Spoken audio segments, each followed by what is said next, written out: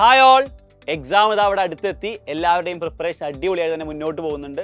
എല്ലാവരും ഈ സമയത്ത് ഏറ്റവും കൂടുതൽ ബുദ്ധിമുട്ടിക്കുന്ന കാര്യം എങ്ങനെയാണ് ഡെറിവേഷൻസ് ഓർത്ത് വെക്കുക എന്ന കാര്യമാണ്. തീർച്ചയായും അതല്ലേ മക്കളെ?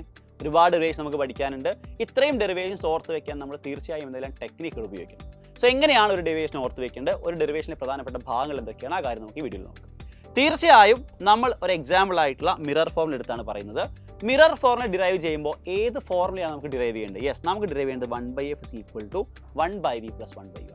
ഡിറൈവ് ചെയ്ത് നമുക്ക് കിട്ടേണ്ട ഫോർമുല എല്ലാവർക്കും ഓർമ്മ വേണം. ഇത് നമ്മളെ ഡെറിവേഷന് സഹായിക്കും, അതോടൊപ്പം തന്നെ തീർച്ചയായും പ്രോബ്ലത്തിലും സഹായിക്കും. അതിനുശേഷം ഡയഗ്രാം ഉണ്ടെങ്കിൽ ഡയഗ്രത്തിലെ പ്രധാനപ്പെട്ട കാര്യങ്ങൾ ഓർത്ത് വെക്കണം. മിറർ ഫോർമുലയ്ക്ക് നമ്മൾ ഏത് ഡയഗ്രമാണ് വരയ്ക്കുന്നത്? അവിടെ നമ്മൾ വരയ്ക്കുന്നത് കോൺകേവ് മിററിൻ്റെയാണ്. ഒബ്ജക്റ്റ് എവിടെ വെക്കണം? 2f അപ്പുറത്ത് വെക്കണം. ലൈറ്റ് റേസിൻ്റെ പ്രത്യേകത എന്തൊക്കെയാണ്? ലൈറ്റ് റേ ഇതാ പാരലായിട്ട് വരുന്നു, ഫോക്കസിലോട്ട് പോകുന്നു. വ്യത്യസ്തമായി നമ്മൾ ചെയ്ത കാര്യം, ഇവിടെ ലൈറ്റ് റേ ഫോക്കസിലേക്ക് ആംഗിൾ ഉണ്ടാക്കി വരുന്നു, ആ ലൈറ്റ് റേ തിരിച്ചു പോകും. സോ ഡയഗ്രവുമായി ബന്ധപ്പെട്ട എല്ലാ കാര്യങ്ങളും ഡയഗ്രത്തിൻ്റെ പ്രത്യേകതകളടക്കം ഓർത്ത് വയ്ക്കും. അടുത്തതായിട്ട് ഡെറിവേഷനിലേക്ക് നമ്മൾ കിടക്കുകയാണ്.